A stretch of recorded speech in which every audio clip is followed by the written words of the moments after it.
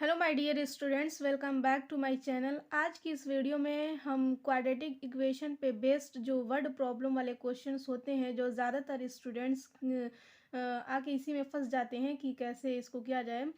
तो पिछली वीडियो में हमने क्वाड्रेटिक इक्वेशन के बारे में कुछ डिटेल से बताया था। अब आज उस पे बेस्ड कुछ वर्ड प्रॉब्लम वाले क्वेश्चंस को कर लेते हैं। तो ये एनसीईआरटी की बुक का ये एक्सरसाइज 4.1 का क्वेश्चन नंबर 2 है। तो इसमें क्या कह रहा है आपसे कि represent the following situation in the form of quadratic equation. अब यहाँ पे आपको एक प्रॉब्लम गिवन है, इस प्रॉब्लम को आपको क्वाड्रेटिक इक्वेशन के फॉर्म में कन्वर्ट करना है। तो कैसे कन्वर्ट करें, तो थोड़ा मुश्किल होता है, लेकिन आप मेरी वीडियो को पूरा कंप्लीट वॉच करिएगा तो बहुत ही अच्छे से मैं आपको समझाऊंगी और क्लियर कर दूंगी कि कैसे आपको किसको लेट करना है और कैसे क्वाड्रेटिक इक्वेशन को बनाना है। तो सिर्फ यहाँ पे हम इसका सॉल्यूशन अभी नहीं पढ़ रहे हैं, सिर्फ इसको क्वाड्रेटिक इक्वेशन के फॉर्म में इसको बनाएंगे और फिर नेक्स्ट वीडियो जब हम उसमें बताएंगे कि सॉल्यूशन ऑफ क्वाड्रेटिक इक्वेशन, तो उसमें पूरा सॉल्व करके आपको क्लियर बताएंगे। ठीक है, तो सबसे पहले प्रॉब्लम को आप अच्छे से पढ़िएगा। ठीक है, पढ़ने के बाद ही आप डिसाइड कर पाएंगे। तो यहाँ पे गिवन है कि the area of a rectangular plot is 528 metre square. एक रेक्टेंगुलर प्लॉट है, तो सबसे पहले एक रेक्टेंगुलर प्लॉट यहाँ पे बना लेते हैं। ठीक है, कह रहा है कि the area of a rectangular plot is 528 metre square. इस जो रेक्टेंगुलर प्लॉट है इसका एरिया जो है 528 मीटर स्क्वायर गिवन है। ठीक है, और ये इसके बाद कह रहा है कि the length of the plot is 1 more than twice its breath. अब यहाँ पे आपको क्लियर हो जाएगा कि ये जो आप लेट करना होता है एक्स वाई जेड अपने मन से, इसको किसको लेट करना होता है। ठीक है, तो यहाँ पे देखिए क्या कह रहा है, क्योंकि ये जो सिर्फ रेक्टेंगुलर प्लॉट दिया है इसकी ना तो आपको लेंथ दी है ना तो इसकी ब्रेथ दी है, वनली इसका दिया है एरिया। तो एरिया रेक्टेंगल का एरिया होता है कि लेंथ इंटू ब्रेथ। तो जब आपका लेंथ और ब्रेथ पता होगा तभी तो आप इसका एरिया फाइंड आउट कर पाओगे। यहाँ पे ये the length of the plot, length के बारे में कह रहा है कि इस प्लॉट की जो लेंथ है वो है more than twice its breath. इसकी जो ब्रेथ है, इसकी चौड़ाई से इसकी ब्रेथ की ट्वाइस से एक अधिक है। ठीक है ना, एक ज़्यादा है। तो अब हमको ब्रेथ तो पता ही नहीं है, तो हम इसका ट्वाइस कैसे करेंगे। ठीक है, कह रहा है कि इसकी ट्वाइस, इसकी जो लेंथ है इसकी ब्रेथ की ट्वाइस है, इसकी दूनी है। तो हमें ब्रेथ तो पता ही नहीं है, तो सबसे पहले हम इसमें ब्रेथ को लेट कर लेंगे। Let the breadth of the rectangle is x.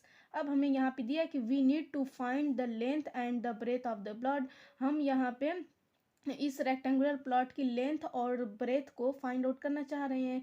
तो सबसे पहले हम इसकी यहाँ पे लेट करेंगे कि let breadth of plot is equal to x. ठीक है ना, अब अगर इस प्लॉट की जो ब्रेथ है वो एक्स है तो लेंथ क्या होगी, देन इसकी लेंथ क्या होगी।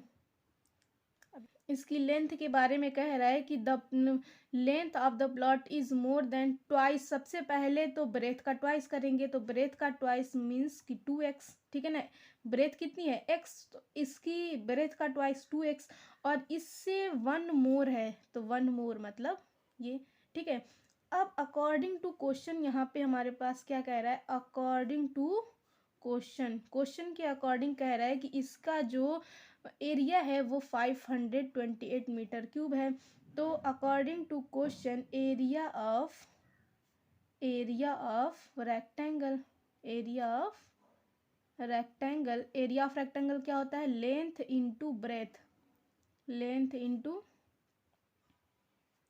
ब्रेथ, ठीक है, एरिया ऑफ रेक्टेंगल है 528, लेंथ इसकी गिवन है 2x+1, ब्रेथ इसकी हमने लेट की है कि x है। अब इसको सॉल्व करिए, सॉल्व करके क्या मिलता है यहाँ पे 2x स्क्वायर प्लस x, इसे मल्टीप्लाई करिए 528। अब इसको सबको एक तरफ ट्रांसफ़र कर लीजिए, तो 2x स्क्वायर प्लस x और इसको इधर ट्रांसफ़र करेंगे तो ये हो जाएगा -528 इक्वल टू 0। अब यहाँ पे आप देखिए, यहाँ पे क्या देखिए, ये हमारा क्वाड्रेटिक इक्वेशन के जनरल फॉर्म में कन्वर्ट हो चुका है। A X square plus B x plus C equal to 0। तो इस तरह से हम इसको कन्वर्ट करते हैं। सबसे पहले उस प्रॉब्लम को आप अच्छे से पढ़िए, क्या स्टेटमेंट गिवन है, क्या हम लेट करें, फिर अकॉर्डिंग टू क्वेश्चन क्या हमको करना है। तो आई होप कि आपको समझ में आ गया होगा। अब हम यहाँ पे एक सेकेंड प्रॉब्लम लेते हैं जिससे आपको और अच्छे से क्लियर हो जाएगा, ठीक है। सेकेंड प्रॉब्लम हमारे पास यहाँ पे सबसे पहले स्टेटमेंट पढ़ लेते हैं अच्छे से कि the product of two constitutive integers is 306। यहाँ पे देखिए अकॉर्डिंग टू क्वेश्चन क्या कह रहा है कि दो इंटीजर्स का जो प्रोडक्ट है वो किसके इक्वल है, 306 के इक्वल। तो आपको कोई सा भी इंटीजर्स नहीं लेना, आपको इंटीजर्स लेट करना है कि let first integer is this and second is this. तो आप कैसे लेट करोगे, अभी मैं आपको बता, यहाँ पे दिया है आपको एक वर्ड कॉन्स्टिट्यूटिव, ठीक है। We need to find the integers, हम इंटीजर्स को फाइंड आउट करना चाहते हैं। तो सबसे पहले इंटीजर्स को कैसे लेट करेंगे। देखिए आपका जो इंटीजर्स है, आप दो इंटीजर्स कैसे ले सकते हो, आप एक 2 ले लोगे, एक 5 ऐसे भी ले सकते हो। उसके बाद आप एक अगर, क्योंकि 2 भी इंटीजर्स है और 5 भी इंटीजर्स है, एक 3 ले सकते हो, एक 10 ले सकते हो, क्योंकि 3 और 10 दोनों ही इंटीजर्स है। तो आपको ऐसे इंटीजर्स नहीं लेना है। यहाँ पे दिया है एक वर्ड कॉन्स्टिट्यूटिव। कॉन्स्टिट्यूटिव का मतलब होता है क्रमागत, क्रम से। मतलब अगर आप 2 लिए हो तो 2 के बाद आपको जो नेक्स्ट इंटीजर्स लेना है वो आपको 3 लेना है, ठीक है ना कि 5। इसका मतलब होता है कॉन्स्टिट्यूटिव। कॉन्स्टिट्यूटिव मतलब कि लगातार। आप अगर 3 लिए हो तो 3 के बाद आप जो नेक्स्ट इंटीजर्स लो, क्योंकि 2 इंटीजर्स का प्रोडक्ट लेना है। अगर आप एक लिए हो तो दूसरा क्या लेट करोगे, ठीक है। अगर आप फर्स्ट 1 लिए हो तो दूसरा आप 2 लोगे, ठीक है। अगर आप फर्स्ट 3 लिए हो तो सेकेंड आप 4 लोगे, ठीक है ना। ऐसे आपको लेना है। तो यहाँ पे लेट कर लेते। देखिए अगर कॉन्स्टिट्यूटिव का मतलब एक के बाद नेक्स्ट वाला आता है। अगर 1 लिए हो तो 1 के बाद 2, 1 में 1 प्लस करोगे तो 2, 2 कॉन्स्टिट्यूटिव आ जाएगा। अगर 3 लिए हो तो 3 के बाद वाला आप 4 लोगे तो 3 में 1 प्लस करने से ही उसका नेक्स्ट कॉन्स्टिट्यूटिव इंटीजर्स मिलता है। तो सबसे पहले आप लेट करोगे कि let first constitutive integer, let first constitutive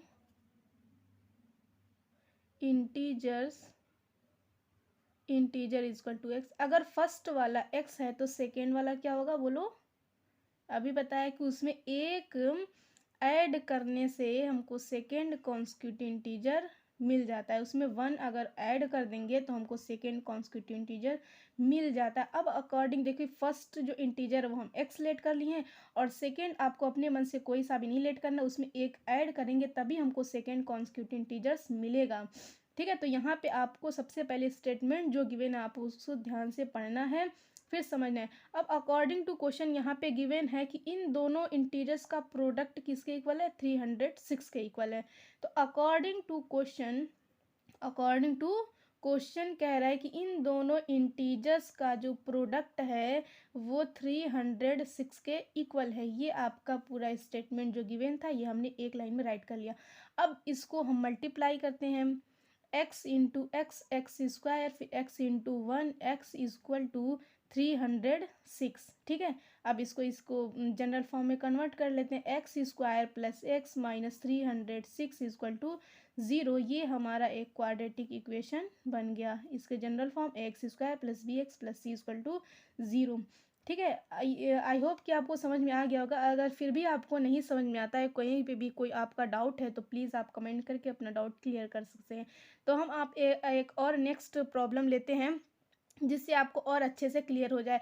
ये तो आपका था एरिया से रिलेटेड, उसके बाद हमने सेकंड वाला लिया है, ये है नंबर से रिलेटेड। अब थर्ड वाला हम एज, ये जो एज वाला होता है उससे रिलेटेड लेते हैं। 3 टाइप के हमने यहाँ पे एग्जांपल्स को चूज़ किया था। ये आपकी बुक का ही है एक्सरसाइज 4.1 का, ठीक है। तो नेक्स्ट हम देख लेते हैं। यहाँ पे नेक्स्ट एग्जांपल हमारे पास है। सबसे पहले आपका जो स्टेटमेंट गिवन है उसको अच्छे से पढ़िए, ठीक है। हम यहाँ पे पढ़ के देखते हैं। कह रहा है कि Rohan's mother is 26 years older him, ठीक है ना, ओल्डर देन हिम। यहाँ पे कह रहा है कि जो रोहन की मदर हैं वो उससे 26 ईयर बड़ी हैं। कितनी बड़ी हैं? 26 ईयर। अब यहीं पे आपको आपके माइंड में आएगा कि हम क्या लेट करें, क्योंकि सबसे ज़्यादा स्टूडेंट को यहीं पे दिक्कत आती है कि हमको जो लेट करना है, खुद से सपोज़ करना है, उसको हम क्या लें, ठीक है ना? किसको हम लेट करें? अब उसकी मदर की एज को एक्स लेट करें, या फिर रोहन की एज को। तो यहीं पे ज़्यादातर कन्फ्यूज़न रहती है, तो यहाँ पे हम इस कन्फ्यूज़न को दूर करने की कोशिश करेंगे। तो यहाँ पे देखिए, रोहन की जो मदर हैं, वो उससे 26 ईयर बड़ी हैं। रोहन की मदर किससे बड़ी हैं? रोहन से बड़ी हैं। तो आपको रोहन की एज तो मालूम ही नहीं है, रोहन की जो प्रेजेंट एज है उसके तो मालूम ही नहीं है। अगर रोहन की एज को हम एक्स मान लेंगे, तो उसमें 26 ईयर ऐड कर देंगे, तो उनकी मदर की एज मालूम हो जाएगी। तो यहाँ पे क्या लेट करना है? रोहन की एज को हम एक्स लेट करेंगे, तो उनकी जो मदर है उनमें 26 जो ऐड कर देंगे, तो उनकी मदर की एज मालूम हो जाएगी। अब यहाँ पे अकॉर्डिंग टू क्वेश्चन कह रहे हैं कि the product of their edges, उन दोनों की एजेस का प्रोडक्ट। देखिए, प्रेजेंट इसका प्रोडक्ट नहीं बोल रहा है, ages 3 year from now will be 306। अब से जो है 3 ईयर बाद, ठीक है ना, 3 ईयर बाद इन दोनों की जो एज है, उनका जो प्रोडक्ट है वो 306 हो जाता है। इस टाइम नहीं, प्रेजेंट एज के बारे में तो डिस्कस ही नहीं किया। कह रहा है कि 3 ईयर फ्रॉम नाउ, अब से तीन ईयर बाद जो है इन दोनों की एज का प्रोडक्ट कितना हो जाएगा? 306। We would like to find Rohan's present age, हम रोहन की प्रेजेंट एज को फाइंड आउट करना चाहते हैं। सबसे पहले लेट करिए कि let Rohan's present age, let Rohan present age, Rohan's present age, इसकी प्रेजेंट एज को हम लेट कर ली कि एक्स, और हमको प्रेजेंट एज फाइंड आउट करना है। बट हमको जो अगर रिलेशन दिया है, जो स्टेटमेंट गिवन है, वो 3 ईयर आफ्टर दिया है। आफ्टर 3 ईयर दिया है, तो हमको आफ्टर 3 ईयर ही, तो यहाँ पे इसकी, जैसे आप इस टाइम 16 ईयर के हो, तो आफ्टर 3 ईयर आप कितने ईयर एज के हो जाओगे? तो उसमें 3 आप ऐड कर दोगे। तो सिंपली है, रोहन की जो प्रेजेंट है इस टाइम, जो उसकी एज है वो एक्स है, तो आफ्टर 3 ईयर उसकी एज कितनी हो जाएगी? x+3। तो यहाँ पे after 3 year, after 3 year Rohan's age, ठीक है ना, उसकी एज जो है कितनी हो जाएगी? x+3 ईयर, ठीक है। अब यहाँ पे उसकी मदर की, ठीक है ना, एंड यहाँ पे रोहन्स मदर, उसकी जो प्रेजेंट एज है वो कितनी, देखिए रोहन की प्रेजेंट एज जो है वो एक्स है, ठीक है।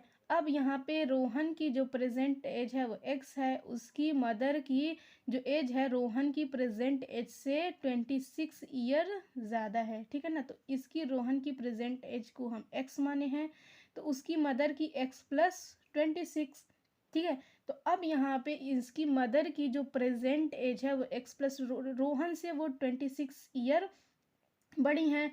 तो इनकी भी, क्योंकि हम दोनों को आफ्टर 3 ईयर इन दोनों का प्रोडक्ट गिवन है, तो हम जो अकॉर्डिंग टू क्वेश्चन लेंगे वो आफ्टर 3 ईयर लेंगे। तो इनका भी 3 ईयर बाद, देखिए इस टाइम इनकी प्रेजेंट एज x+26 है, तो आफ्टर 3 ईयर ये कितने कितने एज की हो जाएंगी? इनकी जो एज हो जाएगी वो इसमें 3 ऐड कर देंगे। तो यहाँ पे आफ्टर 3 ईयर उसकी मदर की जो एज हो जाएगी x+26 इस टाइम है, और आफ्टर 3 ईयर बाद वो इसमें 3 को ऐड कर देंगे। अब यहाँ पे ये आफ्टर 3 ईयर और ये after 3 year, according to question. अब यहाँ पे देखिए, अकॉर्डिंग टू क्वेश्चन कह रहा है कि the product of their ages, इन दोनों की एज का जो प्रोडक्ट है आफ्टर 3 ईयर 306 है। तो यहाँ पे रोहन की जो आफ्टर 3 ईयर एज है वो x+3 है, और उसकी मदर की जो है x+26+3 है। इन दोनों का प्रोडक्ट जो है 360 है, ठीक है। अब इन दोनों को ऐड, वो प्रोडक्ट कर लेते हैं, x+3, x+26+3, तो ये हो जाएगा 29 = 306। अब इसका मल्टीप्लाई करिए एक्स का एक्स में, तो यहाँ पे ये हो जाएगा x square x 3x plus 29 3 9 ज़ा 27 3 2 ज़ा 6 और 6 प्लस 2 8, ठीक है, इज इक्वल टू 300। एक मिनट, फिर इसका इसमें मल्टीप्लाई की ही नहीं है, इसका इसमें मल्टीप्लाई, फिर इसका इसमें मल्टीप्लाई, देन इसका इसमें मल्टीप्लाई, फिर इसमें मल्टीप्लाई, ठीक है। तो यहाँ पे टर्म्स छूट गया, जिसको हम आगे लिख देते हैं 29x, ठीक है, प्लस 306। अब यहाँ पे इसको सबको एक तरफ ट्रांसफ़र करके इसको कर, देखिए ये 29x है, ये 3x है, सबसे पहले एक्स स्क्वायर वाला टर्म, फिर प्लस 3x प्लस 29x, तो ये हो जाएगा 22x प्लस 87। इसको इधर ट्रांसफ़र करिए, -306 equal to 0। X square plus 22x, यहाँ पे 306 में से 87 को माइनस करिए तो 10 में से 7 को माइनस किया 3। उसके बाद ये हो गया आपका 15 में से 8 को माइनस किया तो ये आ जाएगा 7, और ये आपका 2, ठीक है, और इक्वल टू 0। ये आपकी एक क्वाड्रेटिक इक्वेशन की जनरल फॉर्म बन गई, x square plus 22x minus 273 equal to 0। ये आपकी एक क्वाड्रेटिक इक्वेशन फॉर्म में कन्वर्ट हो गई है। तो आई होप कि आपको ये सारे प्रॉब्लम्स, वर्ड प्रॉब्लम वाले जिसमें आपको ज़्यादा कन्फ्यूज़न होती है, वो समझ में आ गया होगा। अब नेक्स्ट वीडियो में हम इस क्वाड्रेटिक इक्वेशन को सॉल्व कैसे करेंगे, सॉल्व करके एक्स की वैल्यू को हमको फाइंड आउट करना होता है। तो मैंने पिछले वीडियो में बताया था, इसके सॉल्व करने का 2 मेथड आपकी सिलेबस में गिवन है, एक है फैक्टराइजेशन मेथड और एक है कंप्लीटिंग स्क्वायर मेथड। तो मैं आपको स्टेप बाय स्टेप दोनों मेथड बताऊंगी। तो यहाँ इस लेक्चर में आपको जो भी प्रॉब्लम हुई है, आप उसको कमेंट करके मुझे बताएं, ठीक है। Thank you, bye bye.